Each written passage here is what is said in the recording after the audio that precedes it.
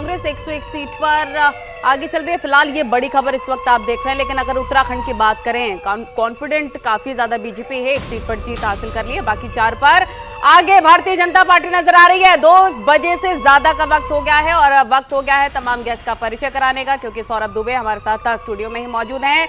लेकिन अब स्वागत करते हैं लोधी राकेश राजपूत है, नेशनल सेक्रेटरी हैं, आपका स्टूडियो में बहुत बहुत स्वागत है।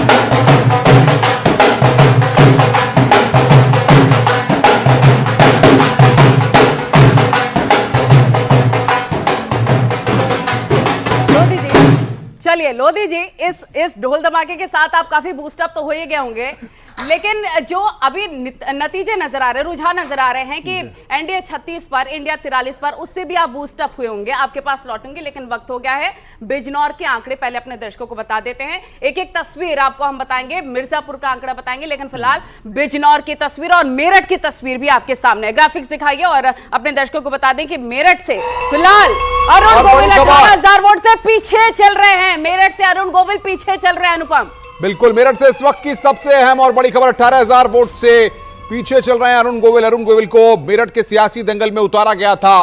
राजेंद्र अग्रवाल वहां से भारतीय जनता पार्टी के सांसद थे, टिकट बदला गया और बिजनौर में पलटा पासा। आरएलडी के चंदन चौहान पीछे चल रहे हैं।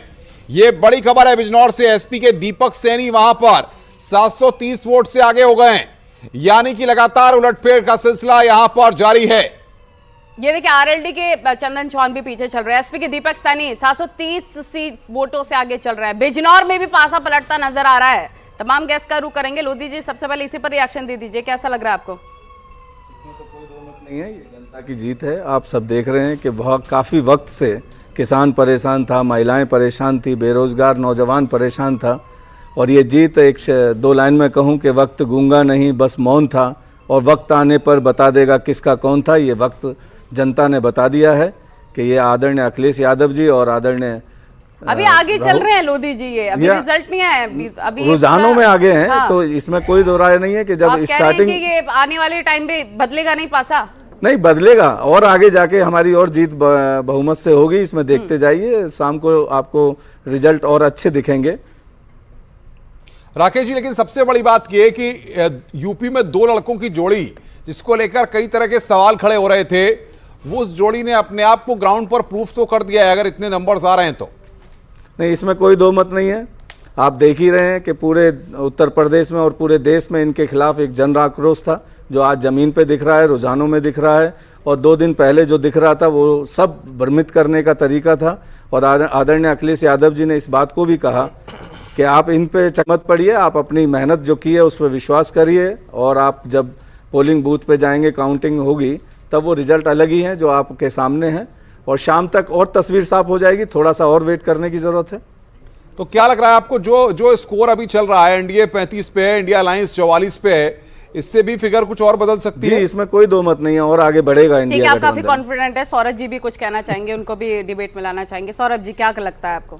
नहीं, देखिए, मैं कह रहा हूँ कि जो भारतीय जनता पार्टी की कुछ बातें हैं, अंदरूनी बातें हैं, और कहीं ना कहीं जो है वो शीर्ष नेतृत्व तो पूरा चुनाव में लगा था, राज्य का नेतृत्व भी लगा था, लेकिन मैं ये मान के चलता हूं कि इसमें समाजवादी पार्टी का कोई बहुत ज्यादा श्रेय नहीं है उनके कार्यकर्ताओं का। हाँ। जो ये सीटें आकलन दिखा रहा है यहाँ पर कुल मिलाकर के जनता के बीच में जनता ने जो है वो भारतीय जनता पार्टी के, और बड़ी खबर रोकेंगे आपको अमेठी से स्मृति ईरानी पीछे, मोहनलालगंज से कौशल किशोर पीछे, ये बड़ा अपडेट है। मुजफ्फरनगर से संजीव बालियान पीछे, मिर्जापुर से अनुप्रिया पटेल आगे चल रही है। लगातार ये बड़ा अपडेट इस वक्त हमारे पास आ रहा है। स्मृति ईरानी पीछे चल रही हैं अमेठी से, अमेठी के सियासी दंगल में। मोहनलालगंज से कौशल किशोर पीछे चल रहे हैं। ये बड़ा अपडेट हम बता रहे हैं। सौरभ जी, अपनी बात को पूरा करिए। मैं ये कह रहा था कि देखिए, निश्चित रूप से अखिलेश यादव जी जो टिकट वितरण किया उन्होंने, जिस प्रकार से जिसकी पहले आलोचना की जा रही थी, अगर ये सही निकलती है चीजें, हालांकि मेरा मानना है कि अंतिम समय तक पता चलेगा, क्योंकि मार्जिन सिर्फ 1000 से 2000 तक जाने वाला है। पिछले बार भी 5000 के आसपास तक मार्जिन पे, लेकिन स्मृति ईरानी तो 50,758 वोट से पीछे चल रही है। मैं बात नहीं कह रहा हूं, मैं बाकी सीटों की बात कर रहा हूं, स्मृति ईरानी जी की तो मैं बात नहीं कर रहा। देखिए, कुछ चीजें तो दिखाई दे रही हैं स्पष्ट रूप से, वो नहीं पलट सकती जो दिख रही हैं, लेकिन फिर भी हमें रिजल्ट का इंतजार करना चाहिए। लेकिन अखिलेश यादव जी ने जो रणनीति बदली थी, जिसकी चुनाव में जो है काफी आलोचना की जा रही थी कि लगातार कैंडिडेट बदल रहे हैं, अब उसका श्रेय भी उनको मिल सकता है, इसमें कोई दो राय नहीं। लेकिन मैं एक छोटा सा सवाल ले रहा हूं आपसे, आपको लगता है कि कैंडिडेट का सिलेक्शन से लेकर के, कास्ट फैक्टर से लेकर के, मोदी योगी की ग्राउंड वेव को लेकर के, इन सारी चीजों के साथ साथ भारतीय जनता पार्टी की जो इंटरनल फाइट थी, क्या वो भी भारतीय जनता पार्टी के लिए एक बड़ी मुसीबत बनी है? देखिए, इंटरनल फाइट तो है ही समस्या एक, लेकिन उसके साथ साथ जो कुछ सांसद हैं जो रिपीट हुए, उनका अपना व्यक्तिगत व्यवहार जनता के बीच में क्या रहा, कैसे रहा, क्योंकि देखिए मुझे कहने में कोई संकोच नहीं है, कुछ ऐसे सांसद जरूर रहे भारतीय जनता पार्टी के अंदर जिनका अपना व्यक्तिगत व्यवहार जो है वो जनता के साथ जो है वो ठीक नहीं रहा, तो उसका खामियाजा उनको भुगतना पड़ा। लेकिन इसका इंतजार करना पड़ेगा सौरभ जी, कुछ भी कहना जल्दबाजी होगी। लेकिन मैं आपकी एक बात से थोड़ा सा सहमत हूँ, ये इंडिया अलायंस की अगर बात करें, आप कह रहे हैं कि पूरा श्रेय अखिलेश यादव को नहीं मिलना चाहिए, और अखिलेश यादव का इसमें खास क्या रोल है? लोधी जी, आप भी ये मानते हैं कि क्योंकि इंडिया अलायंस के लीडर के तौर पर अगर देखा जाए राहुल गांधी सामने आते हैं, क्यों इसमें आदरणीय अखिलेश यादव जी क्यों नहीं आते हैं? नहीं, हम देख रहे हैं तस्वीरें कांग्रेस काफी ज्यादा मजबूती के साथ, आप अमेठी का हाल देख लीजिए। आप सौरभ जी भी कह रहे हैं कि आपने ऐसा क्या कमाल कर दिया उत्तर प्रदेश में? ये कमाल तो दिख रहा है ना, जो कमाल किया है वो आपके सामने है। तो अखिलेश यादव, प्रत्यक्ष को प्रमाण की जरूरत है क्या? ये भी अभी सीटें में तब्दील नहीं हुआ है। हाँ, ये भी बिल्कुल अभी एग्जैक्टली सीटों में तब्दील नहीं हुआ है। तब्दील होने जा रहा है, थोड़ा सा और वेट कर प्रसाद को लेकर बड़ी खबर, लल्लू सिंह 11,000 से ज्यादा वोटों से पीछे चल रहे हैं। अयोध्या में कांटे की टक्कर देखने को मिल रही है। अयोध्या में जी, अपनी बात पूरी करिए लोधी जी। जी, इसमें कोई दो मत नहीं है। आदरणीय अखिलेश यादव जी के नेतृत्व में उत्तर प्रदेश में ये रुझान जो आ रहे हैं, ये उन्हीं की मेहनत का नतीजा है, इसमें कोई दो मत नहीं है। लेकिन सवाल यहां पर ये, चलिए मेहनत का नतीजा तो है, लेकिन जिस तरीके से समाजवादी पार्टी और राहुल गांधी ने स्ट्रेटजी बनाई, स्ट्रेटजी तैयार की, आप बीएसपी को अपने पाले में नहीं ला पाए, उसके बाद भी आपने भारतीय जनता पार्टी को ग्राउंड पर कड़ी टक्कर दी, जिसका रिजल्ट्स में रिफ्लेक्शन अभी तक जो रुझानों में आया है वो सामने आ चुका है। आपको क्या लगता है, क्या भारतीय जनता पार्टी के खिलाफ या जो एंटी इनकम्बेंसी थी उसका फायदा आपको मिला बनस्पत आपकी अपनी मेहनत के?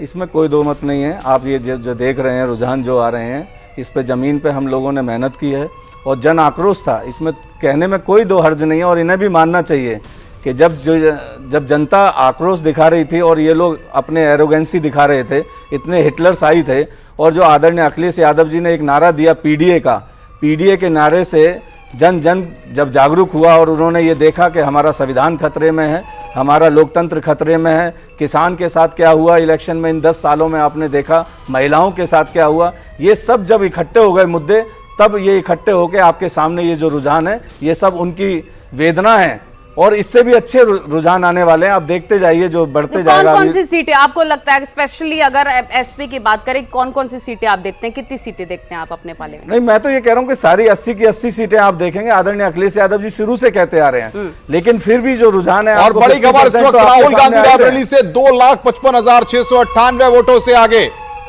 ये बड़ी खबर इस वक्त की, राहुल गांधी यहां पर देखिए रायबरेली के दंगल में, यानी कि कांग्रेस ने जो प्रयोग किया, इमरान मसूद सहारनपुर से 95,285 वोटों से आगे। इमरान मसूद भी यहां पर बढ़त बनाते हुए राघव लखनपाल को बीजेपी ने वहां से एक बार फिर चुनावी दंगल में उतारा था। अवधेश प्रसाद फैजाबाद से 11,203 वोट से बहुत ही इंटरेस्टिंग आगे चल रहे हैं। बिल्कुल, काफी इंटरेस्टिंग ये फैक्टर्स नजर आ रहे हैं लोधी साहब। आपके पास हम इसलिए आ रहे हैं क्योंकि प्रधानमंत्री नरेंद्र मोदी, चाहे बीजेपी के कई और बड़े लीडर्स की तरफ से बार बार बोला गया, 2 लड़कों की जोड़ी फ्लॉप इस बार भी साबित होगी। इन तस्वीरों को देखकर अब आप क्या कहेंगे? देखिए, इन तस्वीरों से क्या आपको प्रमाण होता है, सीधा आप देखते हैं कि मैं खुद चंदौली में रहा, बनारस में रहा, बदायूं में रहा, मैं मैनपुरी गया, मैं शाहजहांपुर गया, मैं फिरोजाबाद गया, तमाम ऐसी लोकसभा सीटों पे गया जहां पे जन आक्रोश था, और जहां